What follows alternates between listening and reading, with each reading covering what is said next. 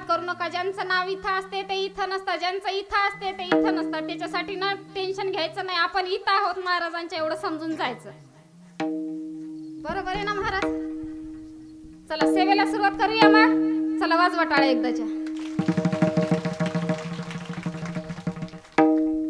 महिला मंडळ आपण इथं कीर्तन श्रवण करण्याकरिता आलेला आहोत. आजचा अभंग नाथबाबा यांचा आहे. नाथबाबांचं चरित्र सांगायचं आपल्याला. आणि नाथबाबांनी आपल्याला साधू संतांची सेवा कशी करायची, संत कुणाला म्हणायचे, देव कुणाला म्हणायचे, संतांच्या अंगात सामर्थ्य जास्त का देवाच्या अंगामध्ये सामर्थ्य जास्त, हा सांगणार आपण नाथबाबा यांचा अभंग निवडलेला आहे. या अभंगाद्वारे नाथ महाराज आपल्याला संतांची उदारता सांगतात. शांती ब्रह्म यांचा 5 चरणाचा अभंग आपल्या सर्वांच्या सेवेसाठी घेतलेला आहे. आणि नाथ बाबा जगामध्ये असे एकमेव व्यक्ती आहेत ज्यांच्याकडे आपल्याला 3 गुण पाहायला मिळतात. नाथ बाबा शांत आहेत, नाथ बाबा संत आहेत आणि नाथ बाबा श्रीमंत आहेत. तुम्ही म्हणसाल ताई नाथ बाबा शांत आहेत, बरोबर. कशावरून आहेत? एखादा प्रसंग सांगू का? ऐकायला आवडेल का? का पाकिस्तानातून आलेली दिसते मी तुम्हाला? अहो बोलत चला ना, मी तुमच्यासाठीच आलेली आहे की इथं. नाथ बाबांची टवाळी करणारे काही कुचरवट्यावरील लोक, इथले मंडपातले सोडून बोलते मी, नाथ बाबांची टवाळी करणारे काही कुचरवट्यावरील लोक, त्यांनी एका यवनाला म्हणजे मुसलमानाला बोलवून घेतले आणि सांगितले आपण नाथ बाबांना त्रास द्यायचा, तर तुम्ही काय करा, हे पान खा. आणि नाथ बाबा गोदावरीच्या तीरावरून ह्या वेळेस स्नान करून बाहेर जातात, त्यावेळेस त्यांच्या अंगावर थुंका. त्या मुसलमानाला योग्य ते प्रमाणे बक्षीस दिलं जाईल असं ठरलं त्यांचं. ठरल्याप्रमाणे यवन नदीच्या तीरावर येऊन बसला. नाथ बाबा नदीवर आले, आंघोळ केली. नाथ बाबांच्या अंगावर त्या यवनाने पान खाऊन थुंकले. पुन्हा नाथ बाबा गेले, पुन्हा नाथ बाबा आले. असे 1 वेळेस नाही नाथ बाबाची आंघोळ, 2 वेळेस नाही, 3 वेळेस नाही, 4 वेळेस नाही, 108 वेळा नाथ बाबांची गोदावरीला आंघोळ झाली. कशामुळे झाली? तर तो यवन नाथ बाबांच्या अंगावर थुंकला. नाथ बाबा सांगत होते त्यांना, तो यवन म्हणत होता नाथ महाराज मला माफ करा. नाथ महाराज म्हणाले अरे बाबा तू तर माझं पुण्याचं काम केलेलं आहेस, भाग्याचं काम केलेलं आहेस आणि मला कशाला माफी मागतो? तो म्हणतो नाथ महाराज माझं तुमच्या अंगावर थुंकून एवढं तोंड सुजलंय, मला माफी असावी, मला तुमचा अनुभव काही आला नाही, कळाला नाही. नाथ महाराजाने अंगावर थुंकून सुद्धा त्याला माफ केलं आणि हातात प्रसाद देऊन मुक्त केला. एवढी नाथ बाबांची शांतता होती. आणि दुसरा गुण संत. दादानो या जगामध्ये संत म्हणायचं कुणाला? कारण पोटासाठी फिरणारे भरपूर संत आहेत, गळ्यात मोठ्या मोठ्या माळा घालून फिरणारे भरपूर संत आहेत. त्यांना संत म्हणता येतं का? म्हणता येतं का? गळ्यात माळा घालणे आणि बाहेर फिरणे संत म्हणता येतं का? शास्त्र सांगतं संत म्हणायचं कुणाला? ज्यांच्या अंकित भगवंत जगाच्या पाठीवर तेच खरे संत असं शास्त्र सांगतं. आणि नाथ महाराजांचा 3रा गुण श्रीमंत. या गावात किती श्रीमंत असतील एक अंदाजिक? 20 एकर शेतीवाले का पुढे आहे? त्याच्या पुढे आहेत म्हणतात हे बाबा, असतील पुढेही. नाथ बाबा एवढे श्रीमंत होते, एवढे श्रीमंत होते. नाथ बाबांच्या घरी देव्हाऱ्यातल्या देवाला रोज पुरणपोळीचा नैवेद्य होता. कशाचा होता? कशाचा होता? तुम्ही दाखवतात का? आजी नाही म्हणतात खुशाल, नाही दाखवत ना. साध्या पोळीचा दाखवतात, साध्या भाकरीचा दाखवतात. देवाला नैवेद्य आपण रोज दाखवला पाहिजे, कारण देवाच्या नैवेद्याची ताकद फार मोठी आहे बर का दादानो. ज्याच्या सत्तेने हे सगळं चालू आहे, ज्याच्या सत्तेने हा धर्ममंडप उभा आहे आणि ज्याच्या सत्तेने झाडाचं पानही हालत नाही, ज्याच्या सत्तेने तुमचं माझं शरीर चालू आहे, त्या जगाच्या मालकाला माझे नाथ बाबा रोज पुरणपोळीचा नैवेद्य दाखवत होते. रोज पुरणपोळीचा नैवेद्य दाखवत होते. तुम्ही म्हणसाल मोबदल्यामध्ये काय दिलं पांडुरंगाने आपल्या नाथ बाबाला? सांगते तुम्हाला. जगाच्या मालकाला नाथ बाबा रोज पुरणपोळीचा नैवेद्य दाखवत होते. जगाच्या मालकाने नाथ बाबांच्या घरी 36 वर्ष कावडीने पाणी भरले. श्रीखंड्या चंदन मुगालो निकारी, श्रीखंड्या चंदन मुगालो निकारी, श्रीखंड्या चंदन मुगालो निकारी, श्रीखंड्या चंदन मुगालो निकारी. ओ सदा गात्री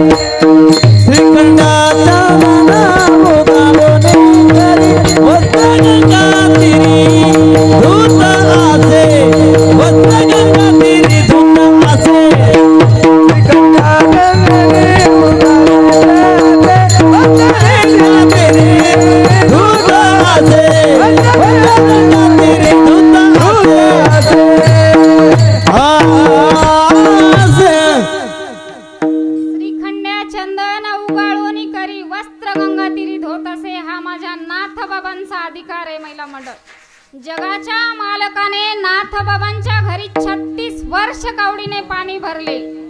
याच्याही पुढे जाऊन सांगू का तुम्हाला, नाथबाबांच्या घरी जगाच्या मालकाने नाथबाबांना चंदन उगाळून दिलं आणि नाथबाबांची कपडे सुद्धा माझ्या जगाच्या मालकाने धुतली. एवढा अधिकार माझ्या नाथबाबांचा होता. सामान्य अधिकार होता का हो नाथ महाराजांचा?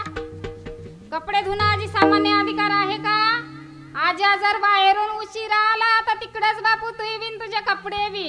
बरोबर आहे का नाथाचं? नाथ बाबांची कपडे सुद्धा जगाच्या मालकाने धुतली. सामान्य अधिकार नव्हता. म्हणून नाथ महाराज म्हणतात जगात संत उदार आहेत, त्यांच्याकडे सामर्थ्य आहे, त्यांच्या अंगामध्ये देवापेक्षा जास्त सामर्थ्य आहे. एकदा गोकुळामध्ये श्रीकृष्ण सजीव बैलाची धार काढत होते. सजीव बैल समजते का? सजीव नाही, वडगावच्या मावशांना सजीव समजते का? नाही, मी आता बोलतच नाही. मला सांगा समजते का नाही समजते? आजी समजते का?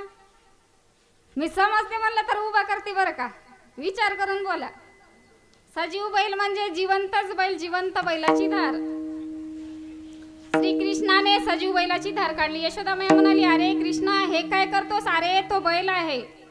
पण माझ्या भगवंताने राधेला पाहिले होते म्हणून भगवान श्रीकृष्ण भुलले आणि सजीव बैलाची धार काढली. राधेला पाहुनी भुलले हरी, राधेला पाहुनी भुलले हरी, बैल दोही तो नंदा घरी. भगवंतापेक्षा संतांच्या अंगामध्ये जास्त सामर्थ्य. सांगू का पुढचा एक प्रसंग तुम्हाला, कसं सामर्थ्य जास्त आहे ते? महाराष्ट्र भूषण श्री संत जगद्गुरु तुकाराम महाराज ज्यावेळेस वैकुंठाला गेले होते ना, त्यांच्या मुलीला माहित नव्हतं. मुलीला माहित नसल्यामुळे भागीरथीबाई, तुकाराम महाराजांच्या मुलीचं नाव भागीरथी आहे. भागीरथीबाई रोज आपल्या वडिलांचा धावा करायच्या. कोण्या गावा गेले बाबा भागीरथी करी धावा. रोज रोज रोज भागीरथीबाई धावा करायच्या तुकाराम महाराजांचा. आपण आपलं माणूस गावाला गेलं, गावाला म्हणजे संपलं त्यांचं. आपलं वडगाव सोडून गेलं तर आपण धावा कसा करतो? आता माय मला का नेलं नसाल अगोदर, असाच करतो ना. भागीरथीबाई म्हणायच्या, कोण्या गावा गेले बाबा भागीरथी करी धावा. भागीरथीचा धावा ऐकून तुकाराम महाराज वैकुंठाहून खाली आले. दुपारची वेळ होती. दुपारी जर पाहुणा घरी आलो तर पहिल्या बायकांना विचारा त्यांनी पाहुण्यांसाठी काय पाहुणचार करायचा. काय करायचा? मॅगी करायचे का? डोसे करायचे का? समोसे आणायचे का? पाणीपुरी आणायची का? दुपारच्या वेळेस पाहुणा जर घरी आला तर त्याला फक्त आणि फक्त देटव्याचा भात म्हणजे शेवयाचा भात केला जायचा. करायचे ना. दुपारची वेळ होती. तुकाराम महाराज वैकुंठाहून खाली आले. शेवयाचा भात केला भागीरथीबाईंना. पण दुपारी अचानक असा प्रेड असतो, पाहुणे यायचे म्हणलं का दूध संपते. दुपारची वेळ असली म्हणजे दूध संपणार. शेवटचा चहा दुपारी असतो आपला. दूध नसल्यामुळे भागीरथीबाई तुकाराम महाराजांना म्हणाल्या, बाबा दूध नाही हो, आता आपण शेवयाचा भात केलाय, दूध नाही. तुकाराम महाराजांना जवळच असलेले असं आपलं जसं वडगावचं मंदिर आहे ना महादेवाचं, अशा मंदिरामध्ये गेले. देवाची ताकद सांगते बरं का तुम्हाला, नामस्मरणाची ताकद सांगते, भगवंताच्या चिंतनानं काय आपला उद्धार होतो ते सांगते. अशा मंदिरामध्ये तुकाराम महाराज गेले. वेल्लेश्वराच्या मंदिरामध्ये तुकाराम महाराज गेले. वेल्लेश्वराच्या नंदीला उठवले आणि त्या दगडाच्या नंदीचे दूध काढले तुकाराम महाराजांनी. साधा सोपा अधिकार आहे का? दगडाच्या नंदीचे दूध काढते का कोणी? एवढा अधिकार माझ्या तुकाराम महाराजांचा होता. वेल्लेश्वराती उठविले दूध नंदीचे काढिले.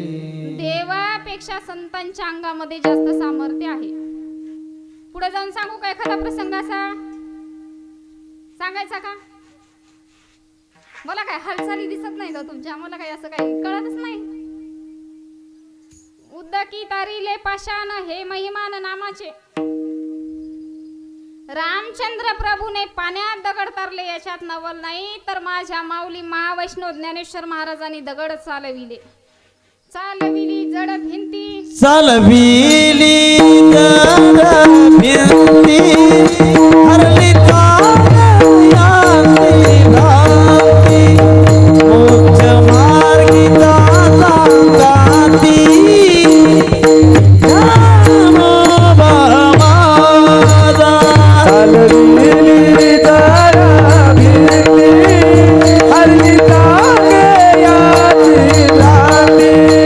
मोक्ष मार्गी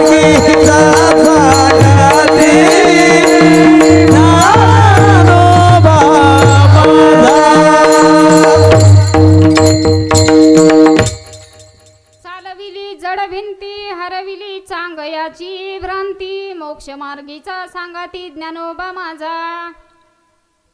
माऊली महावैष्णव ज्ञानेश्वर महाराजांनी जडमूड यांचा सुद्धा उद्धार केला बरं का. कसा मूढ प्राणी, असा मूढ प्राणी ज्याला त्याची आई कळत नाही. रोडवर जर उभा राहिला आणि एखादी गाडी आली, ड्रायव्हरने कितीही हॉर्न वाजू द्या तरी बाजूला होत नाही. आहेत का तुमच्या इकडे असे प्राणी?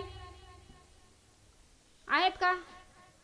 नाही तर महाराज इकडे नाहीत म्हणा आहेत का नाही?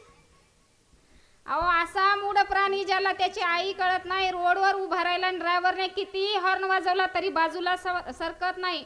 अशा जडमूड रेड्याच्या रेडा बोलते मी. नाही म्हणत होत्या ह्या मावशी. आहे तुमच्या इकडं रेडा. रेड्याच्या मुखातून माऊली महावैष्णव ज्ञानेश्वर महाराजांनी 4 वेद बोलावले.